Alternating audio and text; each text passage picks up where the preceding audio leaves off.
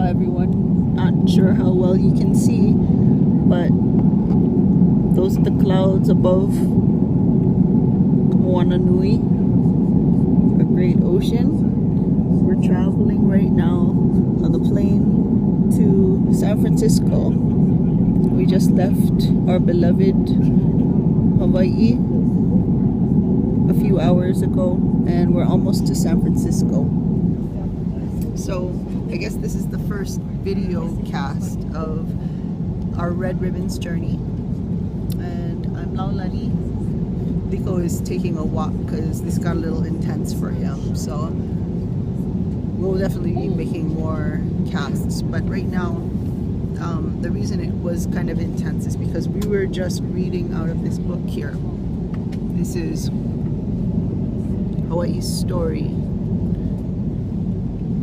by Queen Lili'uokalani, and I'd like to read a little bit out of this book.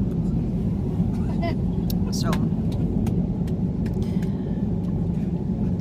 right now we're recreating the Queen's journey, and this part of the story, this is chapter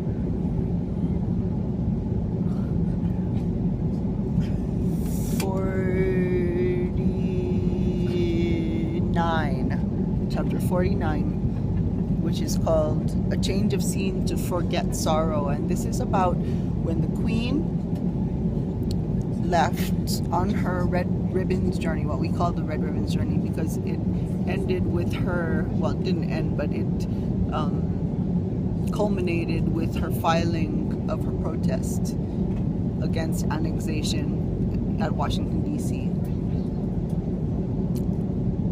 And when she's leaving, she had just been released from prison not too long ago and had clearance to travel if she needed to. And it's very interesting because throughout this section she talks about the great difficulties that she encountered in terms of people who were working against her and actually trying to harm her while she was making this journey, which everyone kind of knew was a journey of protest as well as respite. But the way that she frames it doesn't necessarily tell that. So here's what she writes about the beginning of that journey. So she says, calling to mind my many acquaintances in San Francisco and remembering the relatives of my husband there and across the bay in Oakland, I decided to sail for that city and at once quietly began my preparations.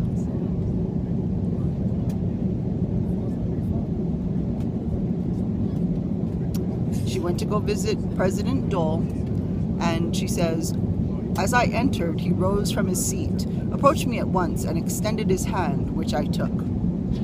Asking us to be seated, he inquired of me to what he was indebted for the honor of this early visit. I informed him of my intention to take a trip to San Francisco. He inquired if I intended to go further on, to which I replied, I would probably visit my relations in the city of Boston and perhaps might cross the Atlantic to call on my niece, the Princess Kaona in England. At this, Mr. Dole rose and called to his wife, who entered immediately and greeted me with a pleasant smile.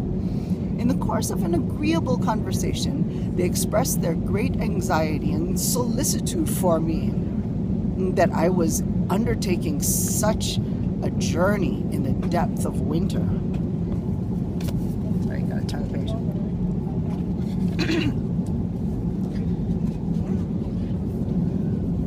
The climate of Boston, they said, was one of great severity. Especially, this was true in its effect upon strangers.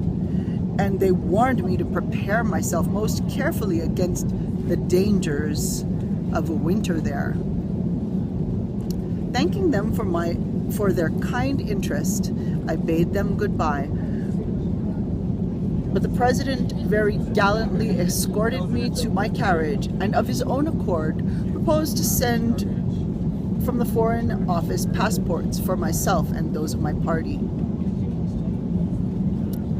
He then politely bowed an adieu as the carriages were driven out of his yard, and thus we parted. She then talks quite a bit about those passports and about how they basically used her name to try to legitimize the foreign government, which she strongly opposed. And then she talks about her departure. She left on board the steamship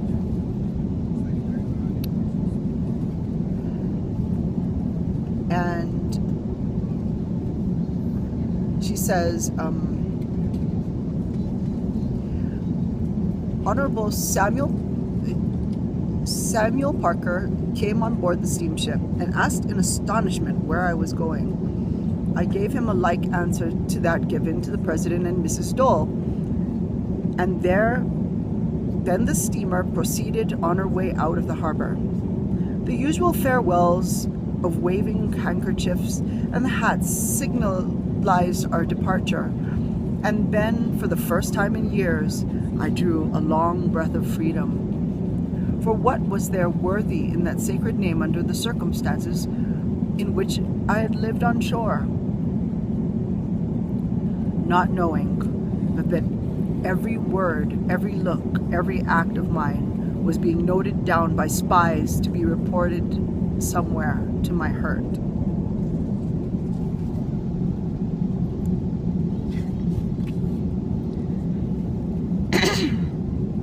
Okay, so we'll leave it at that much for right now. But that's our story of Queen Lili'uokalani's journey, and that's the journey that we are following right now. We're doing things a little differently. We're not traveling by steamer, we're on an airplane, and the course that we're taking is a little bit different because we're following the spirit of her journey, which changed according to what was happening at the time, and so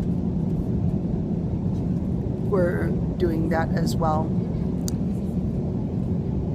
This has been pretty intense getting ready to leave for us, and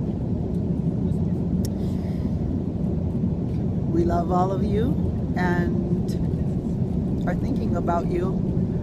Our next stop is going to be in the San Francisco Bay Area, from which we will leave on the train to go to New York City to greet the Hokulea.